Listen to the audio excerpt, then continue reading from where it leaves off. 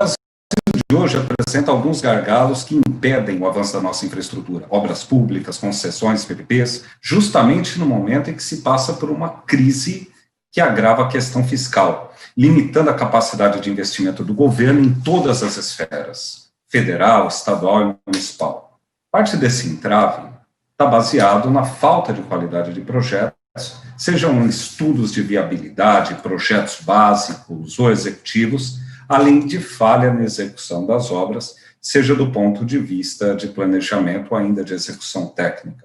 O problema é antigo e é conhecido, mas apesar dos mecanismos de controle vigentes, a verdade é que o cenário se mostra preocupante. O último relatório do TCU de 2019, com dados de 2018, já indicava mais de 14 mil obras paralisadas somente com recursos federais, o que representa 37% do total de obras, requerendo 144 bilhões para serem concluídas.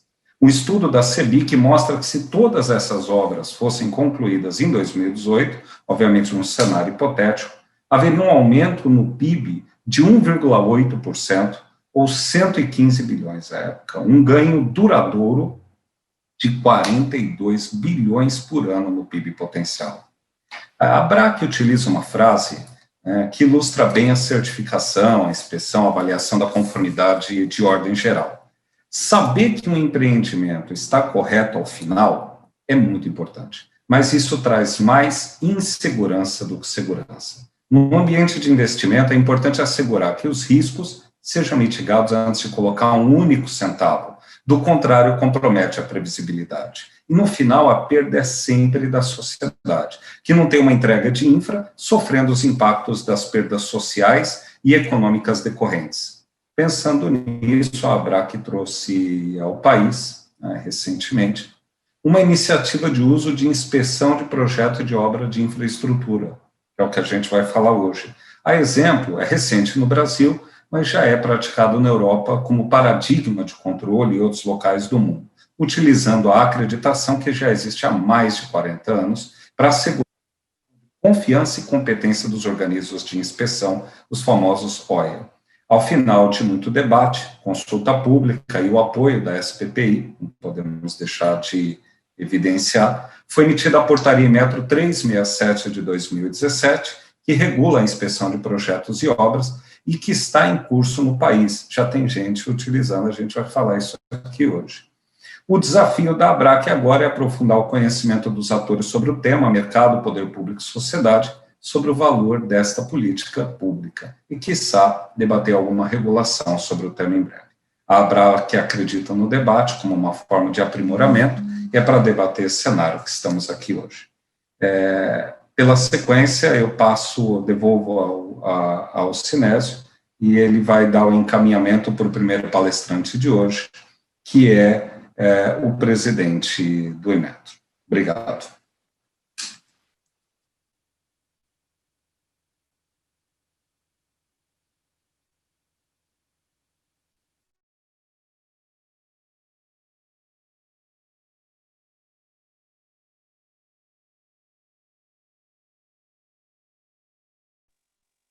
Marcos Heleno, por favor, pode as suas palavras, suas considerações.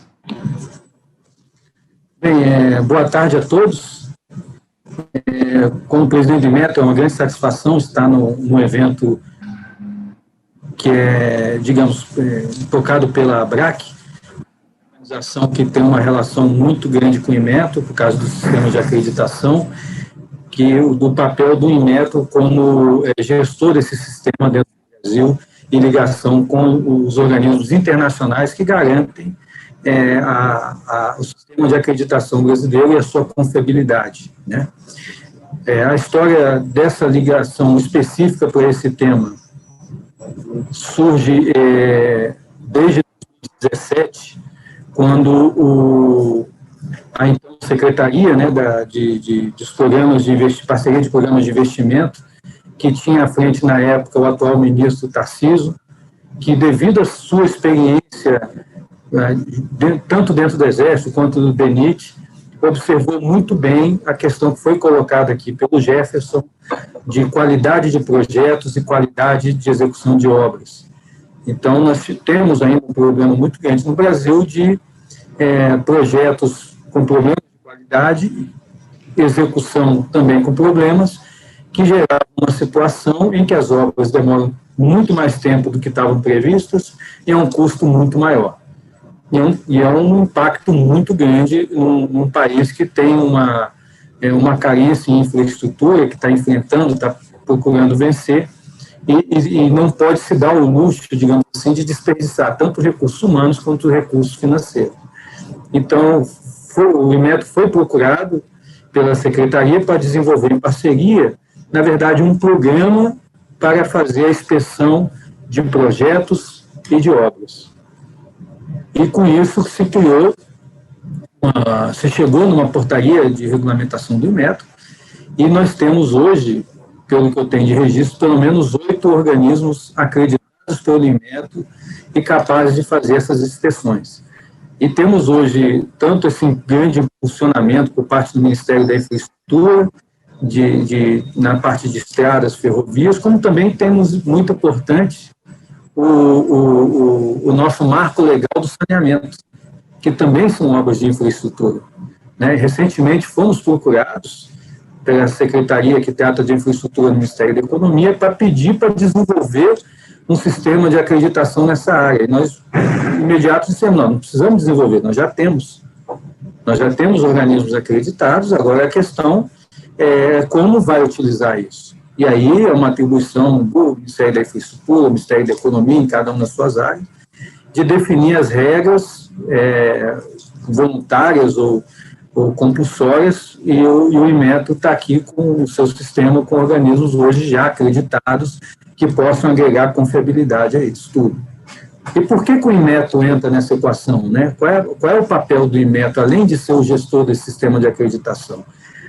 A missão institucional do Inmetro prover a infraestrutura de qualidade para que se possa agregar, né, para que se possa desenvolver confiabilidade, qualidade, segurança aos produtos e processos dentro do país.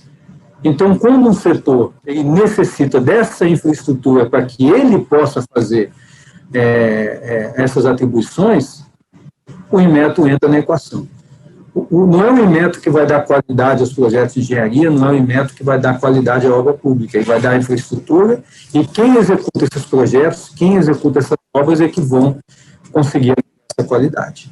A partir de quê? Um sistema, né, de vários sistemas, entre eles a acreditação, que vai poder fornecer, pelo menos, olha, nós temos aqui hoje 8, esse sistema é aberto, né, qualquer momento uma organização pode pedir a sua acreditação também nessas áreas, demonstrando a capacidade técnica, vai ter a sua certificação, então isso está disponível para o país, não só em obras públicas, que é o tema aqui hoje, mas qualquer obra executada no país, qualquer projeto de engenharia. Então, a própria iniciativa privada, dentro do mercado, pode procurar esses organismos e pode utilizar essas competências.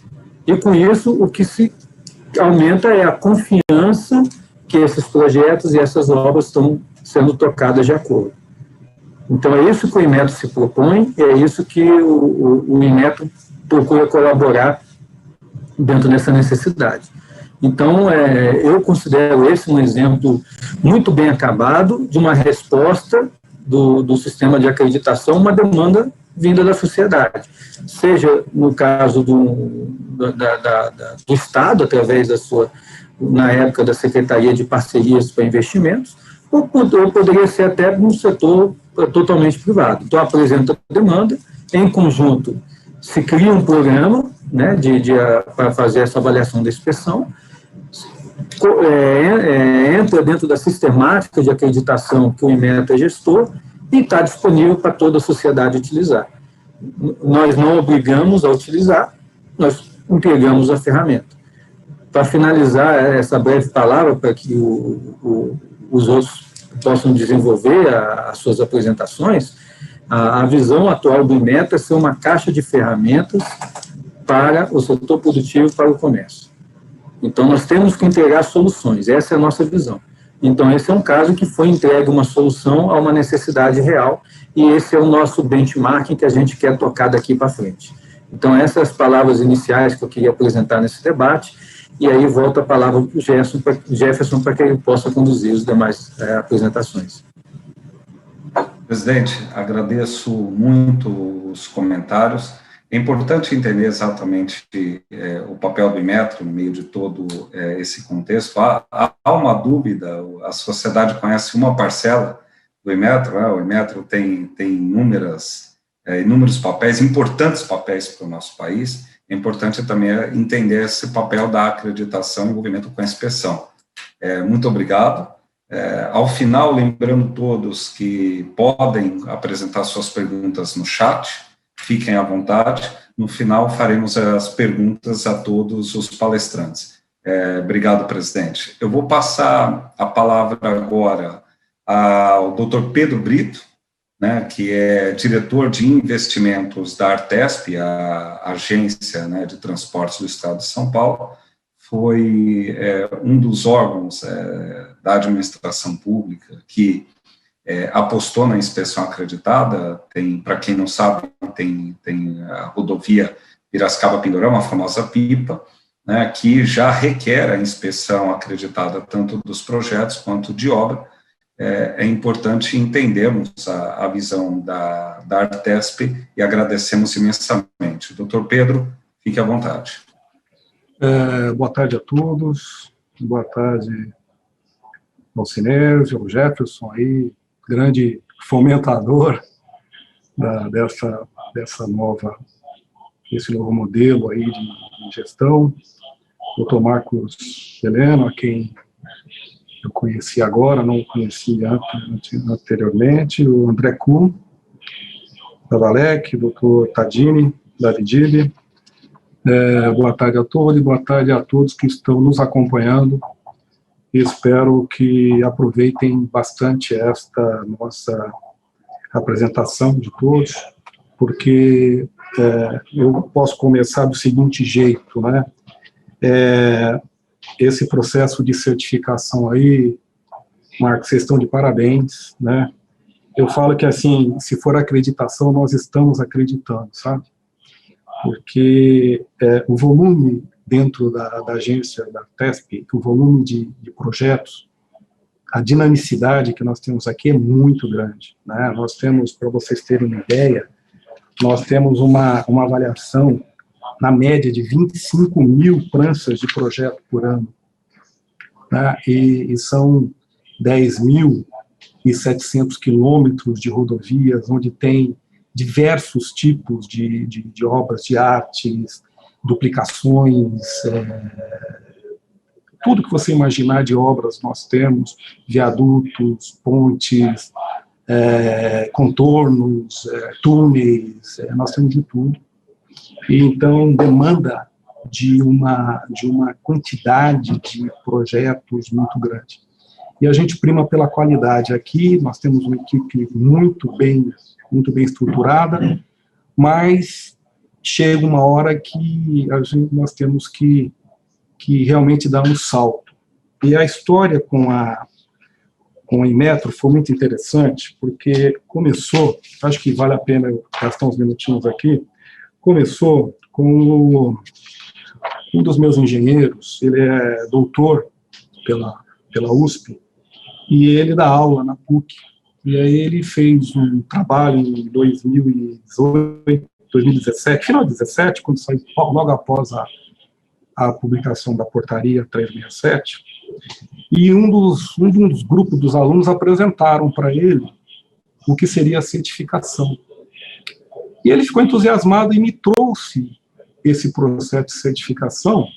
Eu falei, tá aí, acreditamos, né? Nós acreditamos no processo de certificação, né, na realidade, porque a nossa operação é gigante. Para vocês terem uma ideia, daqui a pouco eu vou falar um pouquinho sobre o PIPA. O PIPA tem 54 mil pranchas para avaliar. Não é uma brincadeira. O PIPA são 600 quilômetros de duplicação, tem vários contornos, greenfield, é um absurdo, né? São 1.273 quilômetros de implantação em 2 fases. Eu vou comentar um pouquinho mais à frente. Então, eu pedi para eles fazerem uma avaliação, tiveram no Inmetro, eu acho que não foi com o Dr. Marcos, foi com uma outra pessoa que os atendeu.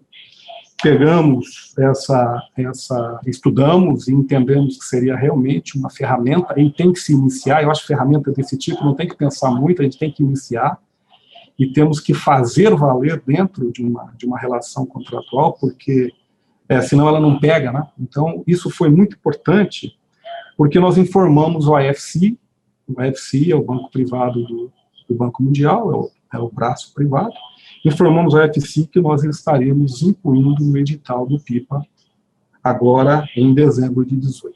O edital do PIPA foi a leilão em janeiro de 20, então nós, a partir de abril de 19, nós começamos a elaborar a fase final do edital, e uma das premissas que foram colocadas, claro que foram outras, esse edital é extremamente moderno, uma das premissas foram a certificação de obras e certificação de projetos, as 2 certificações. É claro que dentro da empresa isso é uma mudança, uma quebra de paradigmas muito grande, porque nós temos estruturas para essas avaliações, tanto de obra e tanto de projetos, mas é muito fácil fazer uma adaptação quando você tem um ganho, na minha visão, é um ganho de qualidade e um ganho de velocidade na aprovação dos projetos. Além disso, para a certificação ficar melhor ainda, nós estamos exigindo todos os projetos em BIM 3D, que a gente entende ser uma ferramenta extremamente eficaz, e ela já tem uma ferramenta vamos dizer, que nos traz segurança nas definições técnicas quanto às normas que a gente utiliza no Estado de São Paulo, que são as normas do DR. Tá? Então, é interessante que a gente comente sobre isso e que eu fale sobre o nosso maior exemplo, que é o que está acontecendo, que é o PIPA.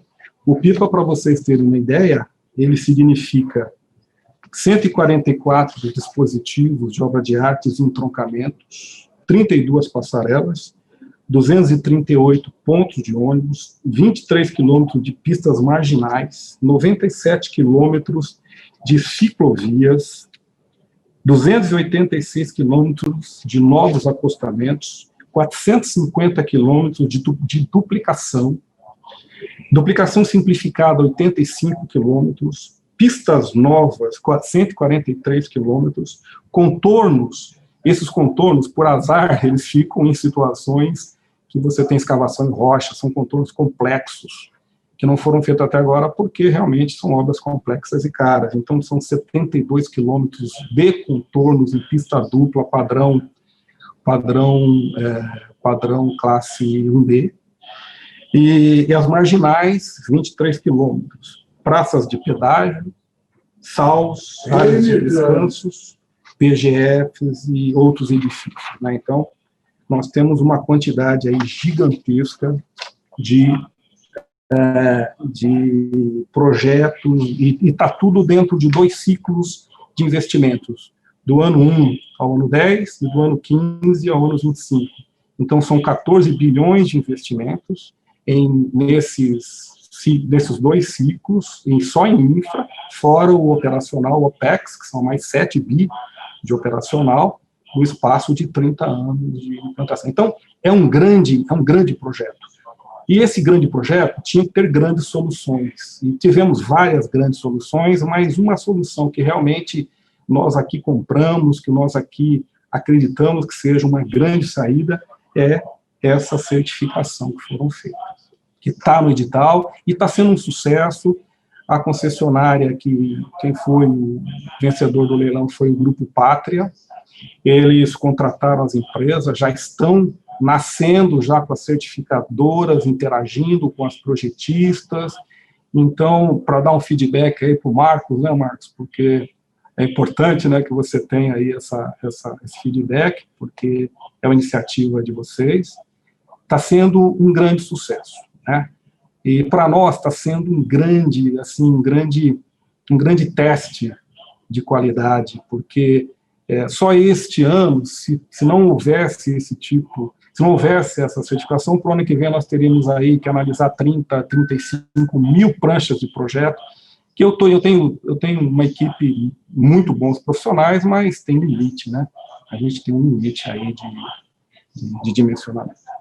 Então, eu queria, para finalizar, aí agradecer a oportunidade aí de estar colocando isso, né, compartilhando, fico à disposição para qualquer dúvida que vocês possam ter em outras empresas, em outras áreas, porque a nossa experiência realmente está sendo muito, muito boa.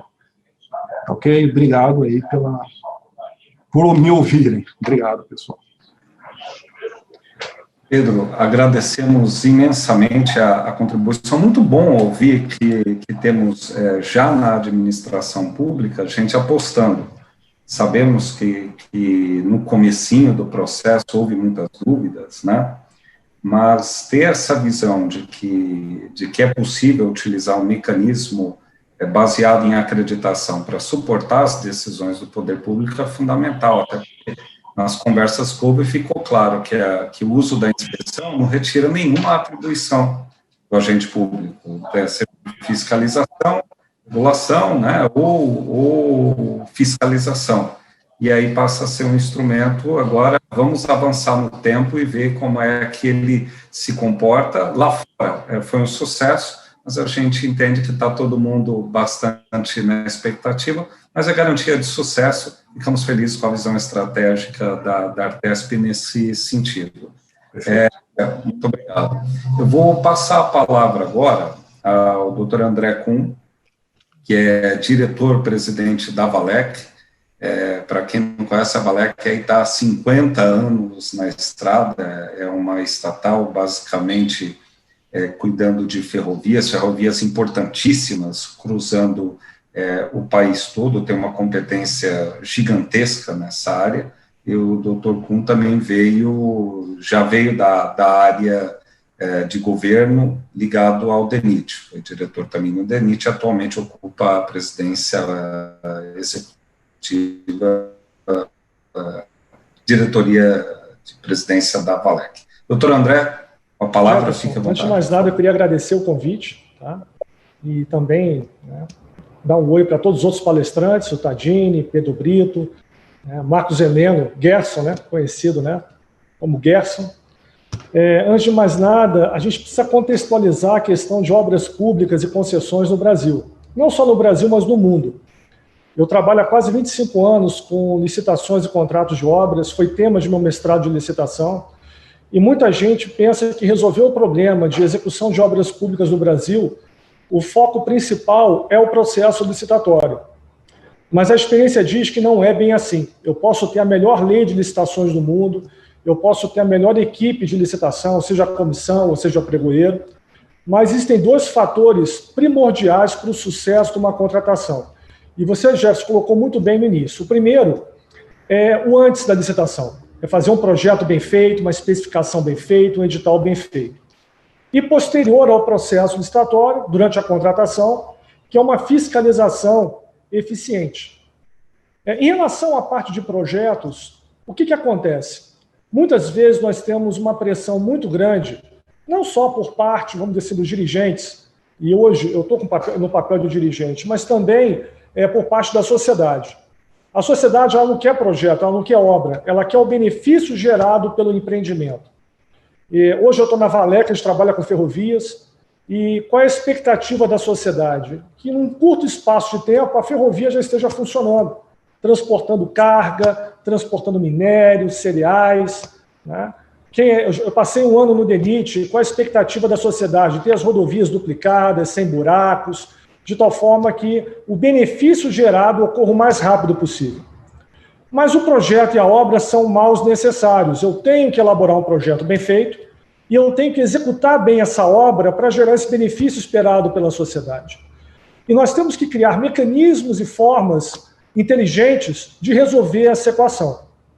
Na fase de projeto, o que é muito comum acontecer?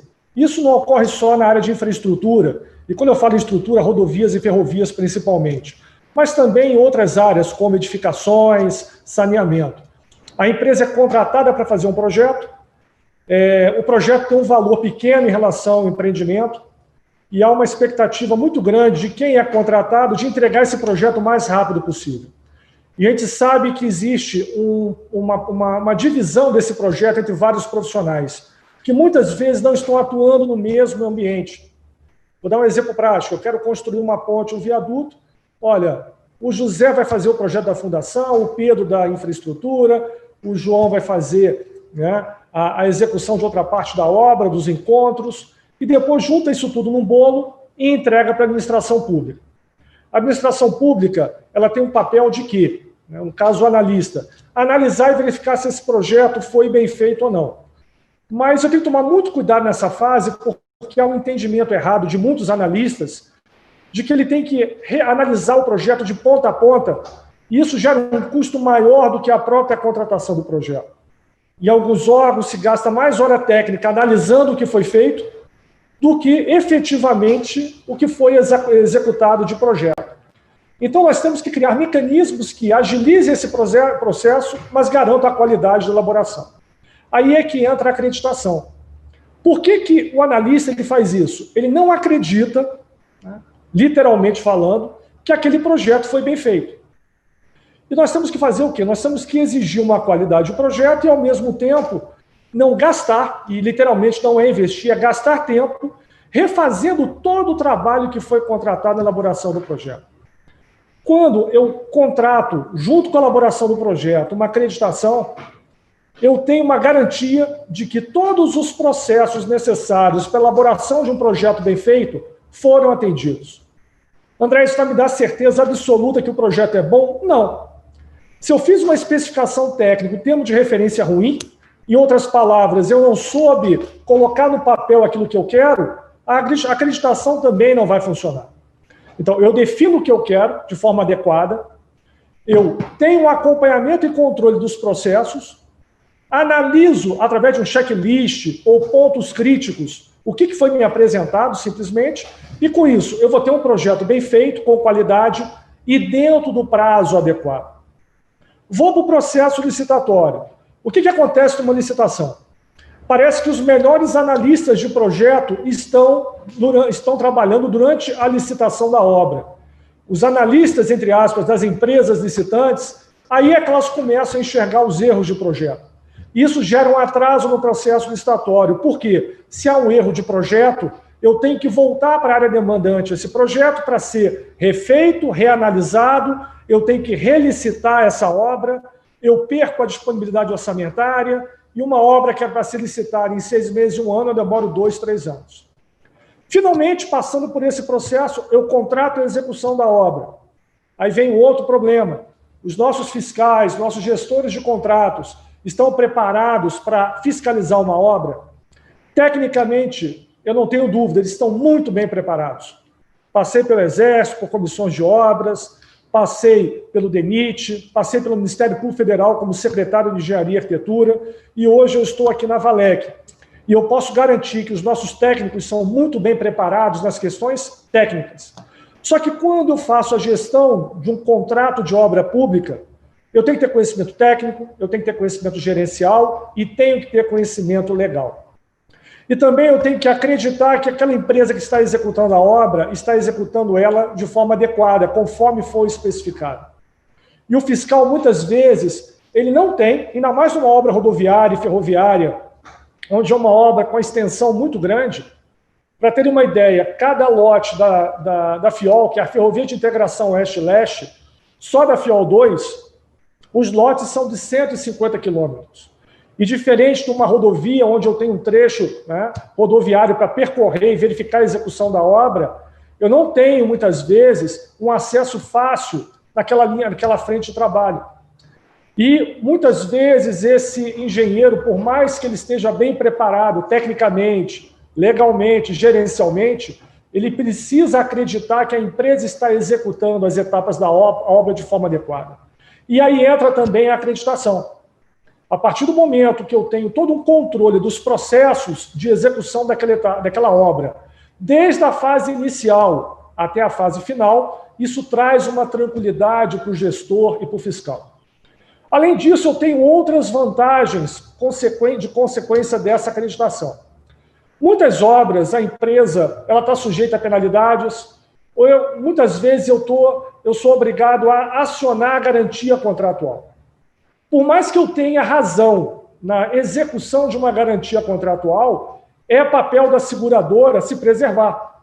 E ela vai tentar, de todas as formas legais, claro, evitar o pagamento daquela garantia. E é onde que nós pecamos no processo.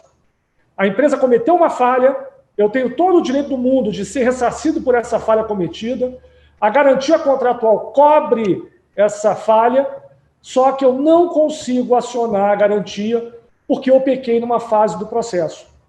E só com esse aspecto já se justificaria uma contratação de um controle mais eficaz dos processos.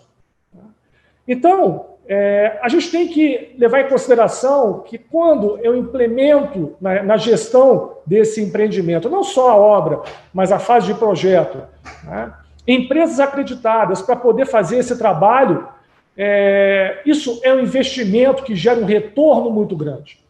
Só em reduzir o prazo de elaboração de projeto, processo licitatório de execução de obra e gerando um retorno mais rápido para a sociedade, só nesse aspecto já se justificaria o investimento de recursos adicionais para implementar uma acreditação nessas contratações.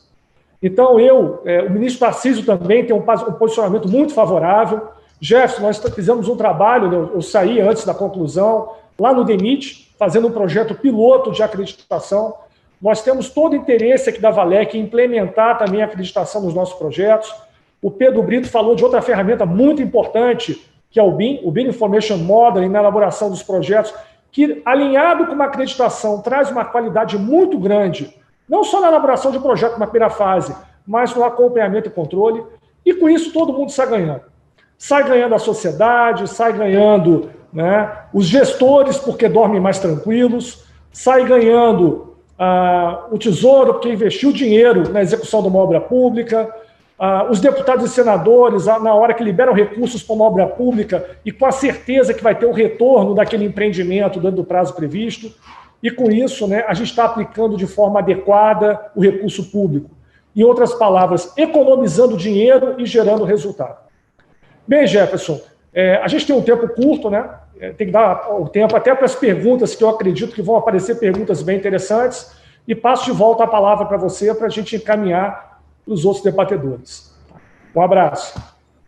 Um abraço e muito obrigado, André, pela contribuição.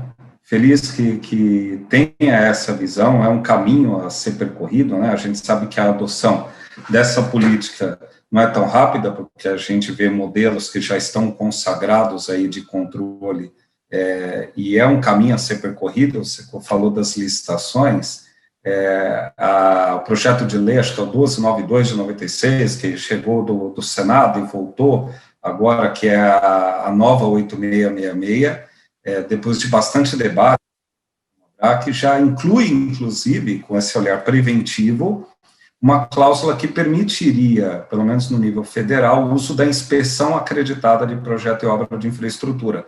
Consta no texto.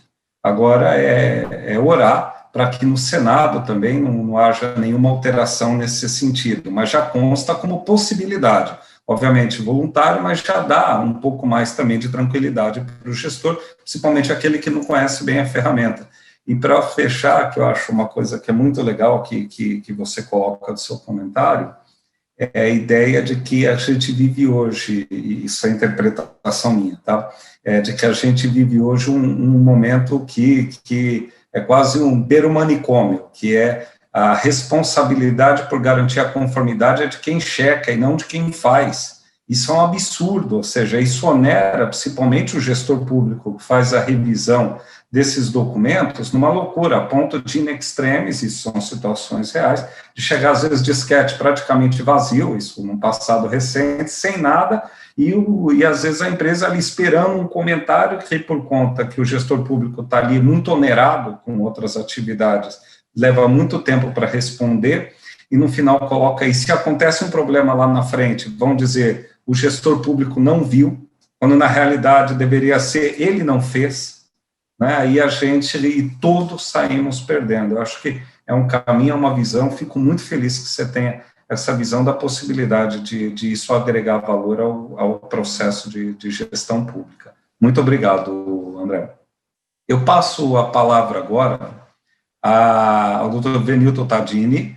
Ele é presidente executivo da ABDIB, que é a Associação Brasileira de Infraestrutura e Indústria de Base, uma associação, para quem não conhece, quem é do meio já deve conhecer, que representa fortemente o setor de infraestrutura transversalmente, né? Ali a gente vai ter construtoras, ali vai ter bancos, vão ter seguradoras, vão ter inúmeros agentes que operam de maneira transversal no ambiente de infraestrutura do país. É uma associação que se mostrou muito presente, muito importante, decisiva, atuante. Então, fico muito feliz também do aceite do convite do Tadini, representando a ABDIB. Gostaríamos de ouvi-lo, Tadini, qual que é a visão do setor, como o setor está e como enxerga essa questão da inspeção acreditada. Obrigado.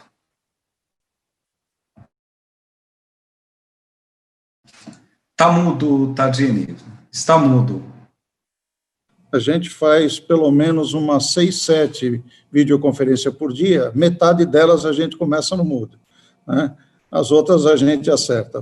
Se der 50%, sai bem no dia ainda, né? Tem dia que a coisa é mais complicada. Mas, enfim, gostaria de iniciar parabenizando a ABRAC pela iniciativa de está promovendo essa webinar sobre certificação de obras públicas e concessões. Agradecer ao Jefferson e ao Sinésio pelo convite que foi efetuado, à ABDIB, aqui na minha pessoa representada, e também cumprimentar os colegas, né, o Marcos Heleno, o Pedro Brito, o André Kuhn, que estão comigo nesse painel aqui e que fizeram colocações bastante interessantes a respeito do tema.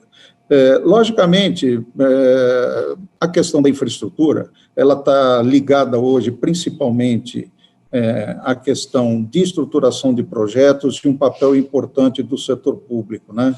E aí tem discussões enormes a respeito de questões orçamentárias, de teto, não teto, mas eu gostaria de aproveitar para puxar alguns pontos específicos para que possa apimentar um pouco o nosso processo de discussão.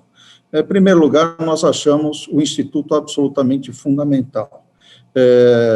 Exemplo, nós, no processo licitatório, que em parte seja público, ou seja, quando o privado vai efetuar uma contratação de empresa de engenharia, nós temos um comitê de engenharia específico na ABDIB. O que se verifica é que a Lei 8666, ela acabou contaminando, inclusive, a contratação de empresas de engenharia no setor privado. O que nós colocamos que é a maldição do leilão eletrônico, né?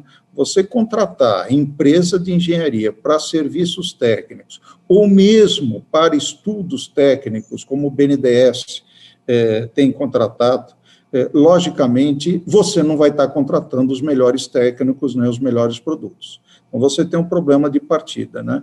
E a coisa é tão séria que esse sistema de contratação, que era do setor público, ele contaminou o setor privado também, né? Se vocês pegarem o caso de Brumadinho, vocês vão perceber que a forma de contratação foi algo semelhante a isso. E isso acontece em outras situações também. Então, a largada no processo licitatório da contratação do projeto, ela é também fundamental, seja a contratação pública, que tem mais amarras e que na nova lei de licitações se pretende mudar isso, seja no privado que pegou esse vício que veio da facilidade, da agilidade que se deu por uma forma de contratação, ela é tão simples quanto equivocada, né? Então, eu acho que esse é o primeiro ponto que tem que se colocar. Até porque, às vezes, como desdobramento disso, você tem as questões na execução desse projeto derivados dessa falha de origem, né?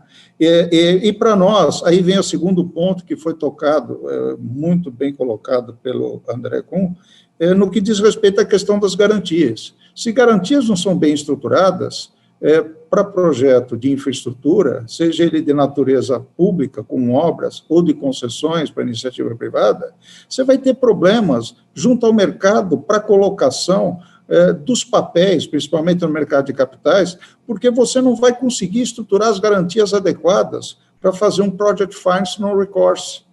Né? Então, eu não vou ter convicção de que, efetivamente, que fala inspeção acreditada, eu não vou acreditar, como os bancos não acreditam, que efetivamente eu vou estar entregando no fim do dia a receita decorrente, como foi bem colocado aqui, ninguém quer ver a obra, nós queremos ver o serviço decorrente daquela obra. Né? E sem os serviços não há receita futura para garantir dar laço para o pagamento futuro da captação de recursos, seja ele via mercado de capitais, seja ele com financiamento dado por alguma instituição internacional ou nacional, como o BNDES, por exemplo. Então, aqui é um ponto absolutamente fundamental. Essa forma de estruturar garantias, mitigação de risco, que eu acho que nos últimos 2 anos o país evoluiu bastante nessa discussão, ela tem como desdobramento lógico, inexorável, a inspeção acreditada. É isso que, ao fim e ao cabo, vai estar dando lastro para que, efetivamente, você termine e faça tanto o seu seguro de performance adequado a, efetivamente, a conclusão, e não deixe nem o segurador em pânico e muito menos o financiador com o cabelo em pé quando ele tiver cabelo, tá certo? Então, isso é absolutamente fundamental e é algo que eu gostaria de trazer aqui, mostrando a importância. Nós corremos um risco no passado, não muito distante, de começar os financiamentos de infraestrutura por empréstimos pontes. Então, a instituição entra, pega garantia corporativa e, ao longo do desenvolvimento do projeto, é que você vai ver o tipo de problema que tem. Aí não sai o financiamento de longo prazo. Não sai por quê?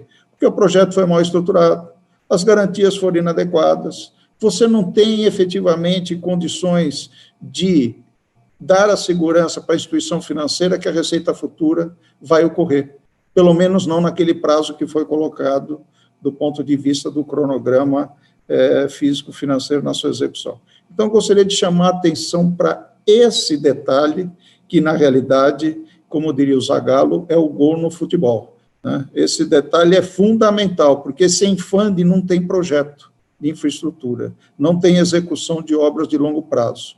Então, eu acho que é importante ressaltarmos isso. E outro, terceiro item para acrescentar nessa discussão é aquilo que acontece hoje, principalmente entre os economistas, que diz o seguinte: para que vamos aumentar o orçamento se o setor público não tem condição de gastar? Aí vem o complexo de vira-lata, né? E sempre se faz a menção aos trabalhos do Banco Mundial de 3 anos atrás, dos levantamentos do TCU que tem obras paralisadas, e que está correto. Agora, se nós não entendermos que, de fato, o país mudou na sua estrutura de governança, seja através de uma maior articulação com o executivo, os órgãos reguladores e também os órgãos de fiscalização e controle, nós não vamos fazer nenhum salto adicional de qualidade na infraestrutura, porque não existe no mundo nenhuma experiência de infraestrutura só com investimento privado.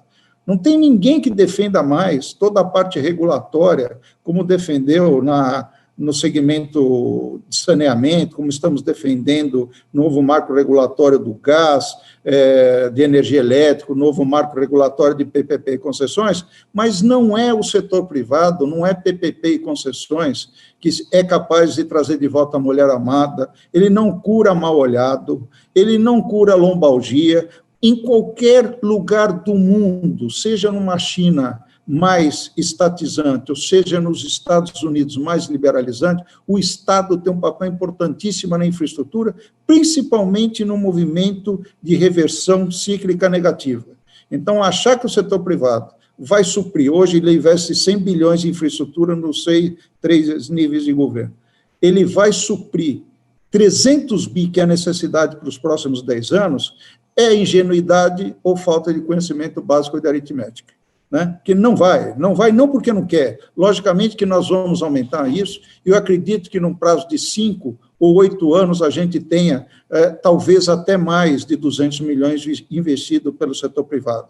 Agora, nesse prazo relativamente curto, nós precisamos, sim, de investimento público. E esse investimento público, para ele ter feito, saiu o trabalho recente do Fundo Monetário Internacional, aliás, excelente trabalho que eu recomendo, feito pelo diretor da área de finanças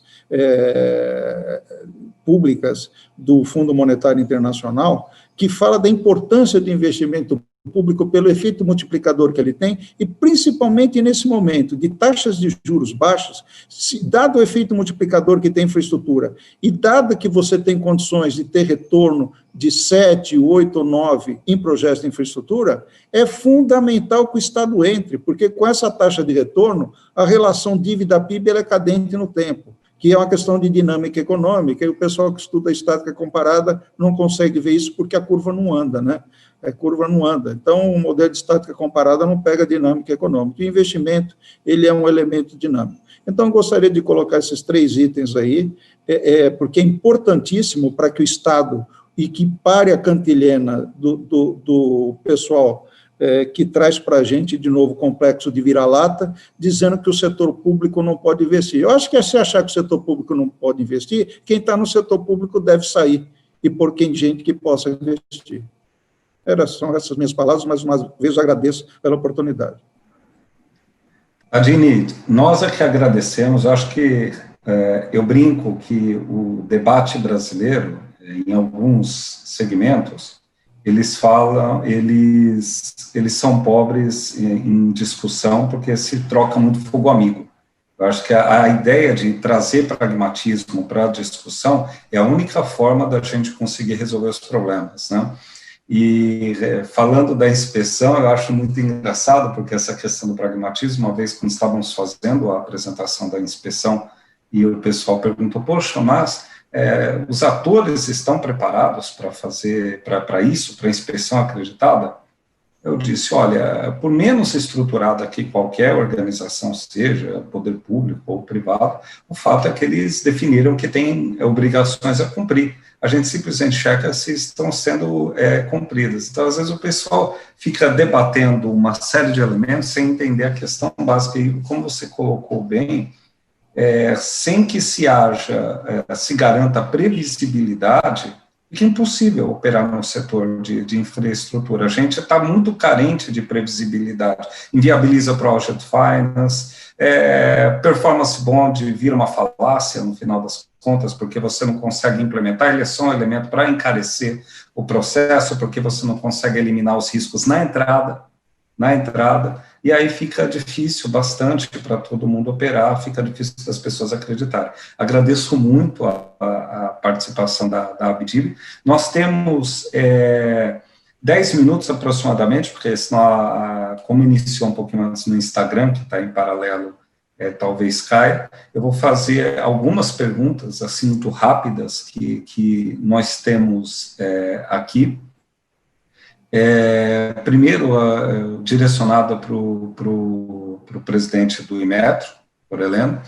É uma pergunta até básica, mas a gente não explorou isso muito na apresentação, mas que é uma pergunta bastante interessante, porque o mercado tem essa dúvida, do Fabian Nicolas Feraldi, esclarecer um pouquinho melhor a diferença entre a própria certificação, né, do projeto de infraestrutura, da inspeção acreditada, e o processo de acreditação. Basicamente, qual é a diferença de certificação e acreditação? É que a gente já começou o jogo, né, a gente já começou rodando. Por favor, presidente. Obrigado, Jefferson, obrigado para quem fez a pergunta, escutei o nome da pessoa, mas essa é uma dúvida muito comum, né, quando você tem contato com esse sistema de acreditação, e realmente vale a pena o esclarecimento. A acreditação é o sistema, né, em que você verifica a competência técnica do organismo que irá fazer a certificação. Então, é isso que nós estamos fazendo no sistema de acreditação. Então, se um organismo quer a acreditação do Inmetro, é praticamente para dizer para a sociedade, esse organismo tem competência para fazer essa certificação que ele se propõe a fazer. Então, o que o Inmetro vai verificar? Ele tem um quadro técnico é adequado, ele tem a estrutura, ele domina os processos, né? Para cada programa por isso que existe um programa, para cada programa de acreditação, ele tem uma série de regras que ele tem que cumprir para poder mostrar essa competência técnica. E tem inspeções periódicas, tem toda uma sistemática que depende de cada programa desse. Então, o Inmetro vai lá e garante a acreditação que ele é acreditado, ele tem competência técnica. Esse organismo, por sua vez, a partir do momento que ele está acreditado, ele pode fazer aquela certificação que ele teve a sua acreditação aceita. Então, quem vai fazer a certificação do produto, do processo, é o organismo. Então, no caso que nós estamos discutindo aqui, como eu falei, ele tem 8 organismos acreditados. Quer dizer o quê? Que qualquer órgão público ou qualquer empresa pode acionar um desses organismos que faça a certificação do seu projeto, da sua obra pública. Então, em resumo, essa a diferença entre acreditação e certificação. Ótimo, presidente, muito obrigado pelo esclarecimento. Eu tenho aqui uma outra pergunta, eu não vou conseguir fazer todas para todos, até pelo tempo que vai ser disponibilizado. Até aqui teríamos algum tempo, mas em outras redes cai antes. Eu vou levar essa pergunta para o Dr. Pedro Brito, né, que é o seguinte, né? No processo de formação da licitação, houve etapas de consulta, e acho que até, se eu não me engano, audiência pública.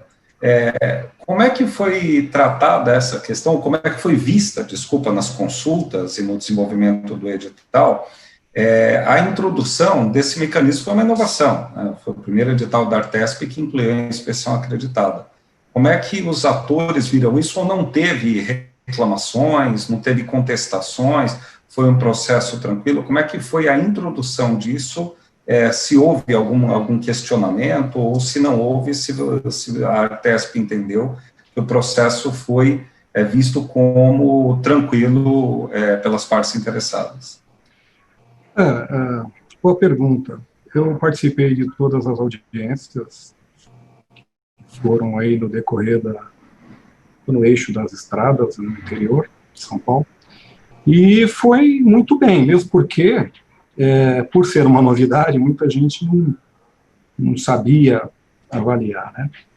Mas as pessoas que entenderam, as pessoas participantes, os proeminentes participantes, eles entenderam como uma evolução muito boa na velocidade e na qualidade dos projetos.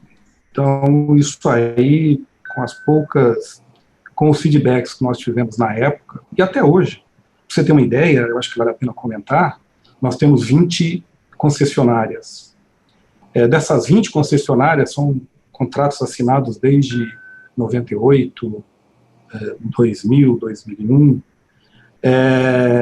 Algumas já estão entrando com o processo para que a gente faça esse sistema de certificação dos projetos, porque para o ganho para elas, o ganho na velocidade, o ganho na relação com essas empresas acreditadas, aí, como foi falado.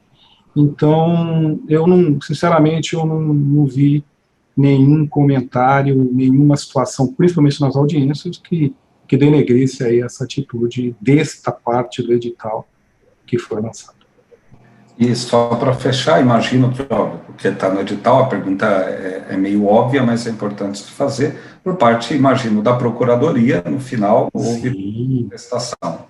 Não, o modus operandi dos nossos editais é que nós fazemos a parte técnica, isso passa para a nossa área de institucional, que são os advogados, que tem um andar inteiro aqui de advogados, depois vai para a Procuradoria local, que é a consultoria jurídica da Artesp, e aí ele faz um crivo total. Por isso que esse processo de edital e aprovação e lançamento do leilão demora aí, vamos dizer, de 6 a 10 meses, né, fora a parte técnica. Por quê? Porque todas essas partes são aprovadas e sai um laudo da nossa Procuradoria na consistência de todo o edital. Ótimo. Obrigado, Pedro. Agradeço bastante a resposta. Estou à disposição. Eu tenho uma pergunta aqui que eu acredito que está bem ligada ao Dr. André Kuhn. Como é que é definida a qualidade ambiental? Não tem diretamente relacionado com a inspeção acreditada, mas a inspeção aborda na sua verificação esses elementos, mas acho que é uma dúvida de ordem geral, feita pelo Manuel Martins. Como é definida a qualidade ambiental, social e econômica dos empreendimentos ao longo do seu ciclo de vida, face às necessidades da sociedade, para entender se isso é levado em consideração e como alimenta a definição das entradas de projeto? Muito boa pergunta, Manuel Martins. Primeiro, a definição de qualidade. Qualidade, por definição, é atendimento a requisitos. Toda vez que eu vou fazer um projeto, seja de infraestrutura, na área rodoviária, ferroviária, uma hidrelétrica, eu tenho que fazer o que a gente chama de estudo de viabilidade técnico, econômico e ambiental, para ver se esse projeto ele vai dar o retorno esperado ou não dentro desses enfoques. Dentro desse estudo também, né, é definido também o que? O atendimento às necessidades sociais. Por exemplo, estamos construindo uma ferrovia de integração oeste-leste na Bahia. Com certeza, ao concluir esse empreendimento e a ferrovia começar a funcionar, ela vai trazer desenvolvimento para aquela região. Com isso, eu aumento o número de empregos, eu aumento a renda per capita, e isso é um retorno social. E toda vez que se toma uma decisão de aplicar um recurso público no empreendimento desse, tudo isso é levado em consideração. Por exemplo, existe um Plano Nacional de Logística, desenvolvido pelo Ministério da Infraestrutura. Nesse Plano Nacional de Logística, é daí que vai sair as determinações de execução dos empreendimentos na área rodoviária, ferroviária e aquaviária. Vou dar um exemplo prático. Foi determinado pelo Ministério da Infraestrutura a conclusão da BR-163 até Miritituba. Para vocês terem uma ideia, o simples fato de ter pavimentado esse ano, concluído no final do ano passado, a pavimentação até Miritituba, reduziu em mais de 20% o custo do frete na região. Isso traz um retorno econômico e traz um retorno social também. Em relação à questão ambiental, todo empreendimento ele tem que passar, rodoviário, ferroviário, por 3 licenciamentos. A licença prévia, para eu poder elaborar o projeto, a licença de instalação, para eu começar a obra, e a licença de operação, para colocar aquele empreendimento em funcionamento.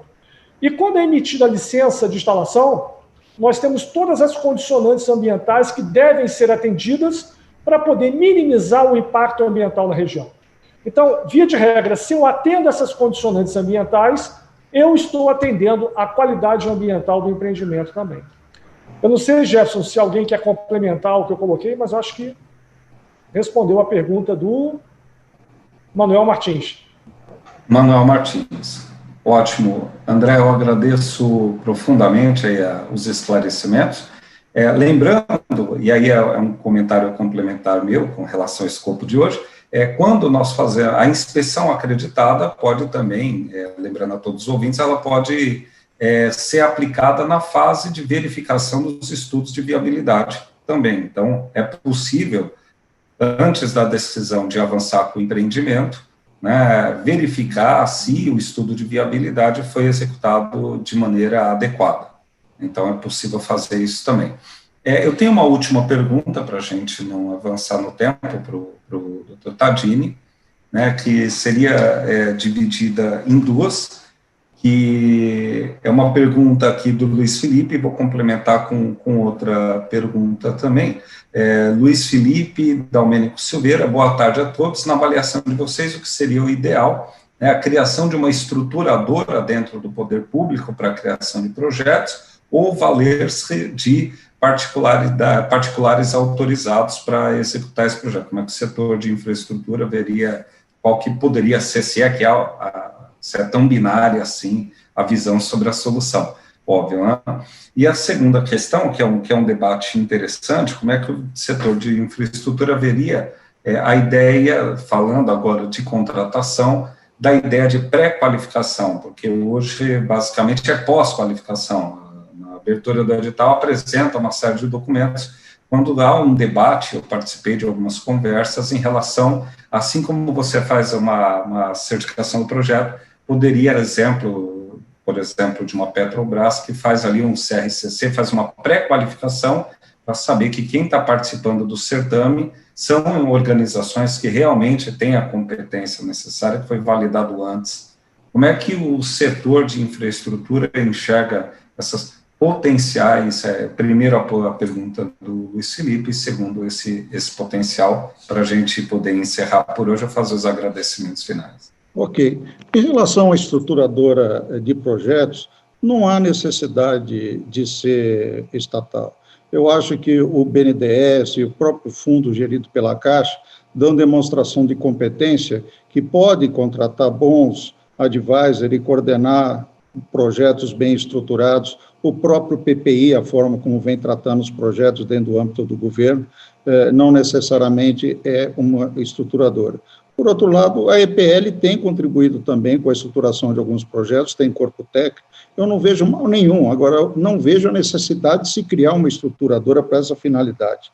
Não é o fato de não criar é que vai impedir que nós tenhamos, logicamente, como se pretende fazer hoje, um banco de projetos, que o país precisa hoje, está precisando, porque a gente comeu o backlog, porque trabalhou com competência através do PPI, né, o ministro Tarcísio e também ministro de outras áreas, junto com os demais membros dos órgãos reguladores e também da fiscalização. Agora, no que diz respeito à sua segunda pergunta, a sua preocupação, qual foi mesmo? Desculpe. A pergunta foi em relação ao debate a respeito de criar um mecanismo de pré-qualificação para os processos licitatórios, ou seja, não apresentar depois o vencedor, e checar depois, mas de alguma forma ter uma espécie de um banco de dados ou o que quer que seja, em que houvesse uma pré-qualificação dos competidores. Eu acho que é fundamental, né? Você pega mesmo o cadastro de consultores do BNDES, ele faz uma pré-qualificação, mesmo as entidades como o Banco Mundial, o BID, sempre tem uma shortlist em função da qualificação que se pretende, porque está se tratando com questões muito técnicas, muito peculiares, não é uma commodity efetivamente. Então, você tem que dar tratamentos particulares para questões que têm caráter de exclusividade. E nós estamos falando aqui de projetos de inteligência, da forma como estruturar melhor, e com certeza é importante você ter uma pré-qualificação para ter as condições atendidas de forma mais adequada. Ótimo, perfeito. Obrigado, Tadini, pela resposta. Temos aqui, vou deixar o encerramento final para o nosso presidente, Sinésio, só deixar um último recado, quem tiver interesse, a Abrac apoiou um livro sobre infraestrutura, está disponível para quem quiser consultar, de livre consulta, e tem bastante informação ali sobre o processo de inspeção acreditada de projeto e obra de infraestrutura. É uma obra para poder orientar gestores públicos ou entes privados que queiram conhecer um pouquinho mais sobre o processo de inspeção acreditada. Agradeço a presença de todos, muito obrigado, e deixo a palavra para o Dr. Sinésio, presidente da Abrac. Mas, olha, super obrigado a todo mundo, e acho que a gente evoluiu, um bom debate, boa conversa. Obrigado, presidente do IMET, obrigado a todos vocês, e vamos continuar juntos. Ok, muito bom. Obrigado a todos, uma boa tarde, e encerramos por aqui o nosso webinar. Agradeço a todos os que estiveram presentes. Uma boa tarde. Ok, obrigado, Chapa.